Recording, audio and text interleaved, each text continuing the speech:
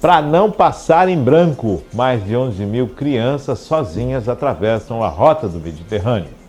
Lula faz pausa em agenda intensa para se submeter à cirurgia no quadril. Manchete da Isto É. Janja visita áreas atingidas por novo ciclone no Rio Grande do Sul.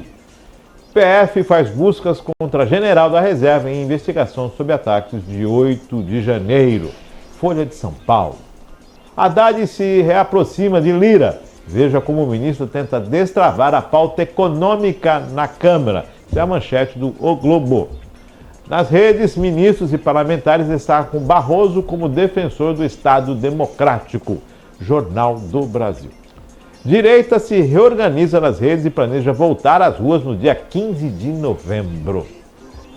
Desemprego cai 7,8% no trimestre terminando agosto, diz IBGE, manchete do G1. Desemprego no Brasil cai para 7,8% no trimestre encerrado em agosto, menor taxa desde 2014. Isto mostra o R7. Lembrando que a questão do desemprego cai, mas são mais de 8,4 milhões de brasileiros que estão desempregados no momento. Nós estamos falando dos empregos formais, fora aqueles que já estão na informalidade faz tempo, né? É uma queda bem-vinda, mas ainda irrelevante, né? Diante do cenário que a gente vê aí. Realmente é triste. Em relação às crianças, são mais de 11 mil crianças que estão fazendo a travessia, essa perigosíssima travessia do Mediterrâneo, e sofrem não só com a travessia, mas também com toda a situação de vulnerabilidade que está acontecendo. Só esta semana bateu-se o recorde de 4.800 pessoas que saíram da África e foram para a Itália, atravessaram ali o Mediterrâneo chegando à Itália. Então está aí a observação da ONU, de todos, nessa questão, e principalmente voltado para as crianças, né, que estão sendo responsáveis, sejam adolescentes ou crianças que acabam fazendo a travessia sozinhos, em barcos em má condições, em porões de navios, em botes, e isso chama muito a atenção. O mundo está olhando isso de perto, apesar de toda essa questão para favorecer a migração e receber, mas ainda está bem aquém do que é possível fazer, né? É um momento muito complexo da nossa realidade humana, né, Márcio? Porque isso não só acontece do mar Mediterrâneo, a travessia dos africanos para a África, como também o Azerbaijão está tendo um grande êxito de pessoas saindo daquele país por conta das guerras civis.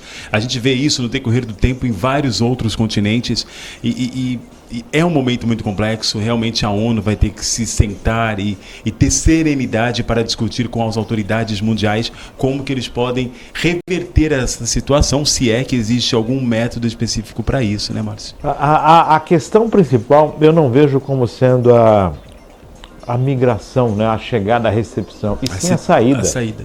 Nós temos que dar uma olhada. Por que estão saindo? O que pode se melhorar naquele país, né? A ideia é melhorar as condições para que as pessoas possam ficar. Permanecer, né? Permanecer. E aí, como não tem, principalmente nesse continente, por conta das situações, por conta das guerras civis, realmente é complicado. Eles querem procurar outros lugares para viver e aí acontece todas essas saídas. Também manchete da Reuters hoje, a questão do pessoal que tenta entrar ilegalmente nos Estados Unidos, né?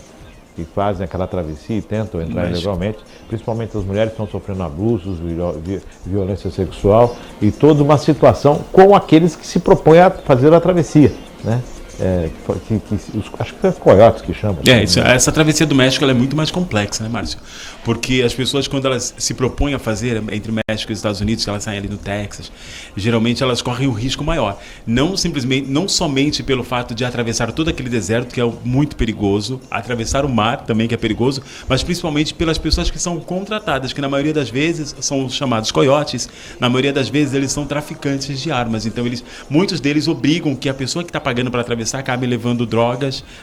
Eles são traficantes de armas e drogas, na verdade. Sim. E essas pessoas, muitas vezes, elas são obrigadas a levar drogas. Muitas vezes, elas são submetidas a situações complicadas, como você disse. As mulheres muitas vezes são exploradas sexualmente. Os homens muitas vezes são obrigados a levar drogas, a levar armas, a matar nessa travessia. É muito complicado. É muito complicado. Eu tenho amigos que já fizeram essa travessia e narraram essas histórias e realmente existem séries, existem filmes que mostram a realidade. Apesar deles falarem é uma mera obra, é uma obra de ficção, na verdade tem muito a ver com a realidade, né? Você vê de um lado o Mediterrâneo e do outro o México e os Estados Unidos. Né? E que não é só mexicano que faz a travessia, muito pelo contrário, né? Tem gente de todos os lugares do mundo que entram por aí tentando fazer a travessia, acesso aos Estados Unidos. E a questão da Janja, embora fosse dito que não iria, que não seria, que na verdade não iria sem o Lula lá, que a alteração do ministro foi porque o governador ia estar no Rio Grande do Sul, ele não poderia, e ela foi então às cidades afetadas pelo segundo ciclone. Realmente pegou mal a dancinha, pegou mal aquele sorriso feliz, pegou mal a descida no aeroporto, talvez não por maldade, né, mas sim por não entender o posicionamento, o que é ser a primeira-dama à frente de um país com tamanhos continentais como o Brasil. Ela foi muito crucificada, realmente. Ela devia se sensibilizar e se conter. Eu acredito. Ela ficou muito empolgada com a viagem naquele momento e acabou esquecendo. Literalmente, o que passou, que ela acabou esquecendo do que estava acontecendo aqui. Eu acredito que essa ida agora dela, eu acho que assim, ela foi num momento tardio, mas foi. Eu acredito assim, aquele velho ditado, antes tarde do que nunca. Ou muito tarde, né? Pior se ela deixasse para ir bem depois. Mas eu acho que assim, nesse momento, eu acho que assim, ela tá fazendo o papel de primeira-dama. Primeiro eu falo assim, realmente é o trabalho social que tem que fazer. Eu acho que ela tinha, ter ido sem o presidente, ter ido sem a presença do governador. Eu acho que ela fez o papel de primeira-dama. Eu só não acho que seria nesse momento. Acho que ela devia ter realmente, mesmo que não tivesse ido no primeiro momento onde as pessoas estavam bem mais desesperadas, de repente ela se envolver mais ou ter um pouco mais de empatia enquanto estava fora. Mas eu acho que ela está fazendo o trabalho dela e é aquela coisa antes tarde do que nunca, ou muito tarde. É que o mundo tem uma imagem de alguém especial fazendo esse trabalho social, esse trabalho próximo, que foi Lady Di. Né? Quando se fala em uma mulher ativa, em causas sociais, a gente lembra de Lady Di. Só lembrando, porque a gente chama a atenção.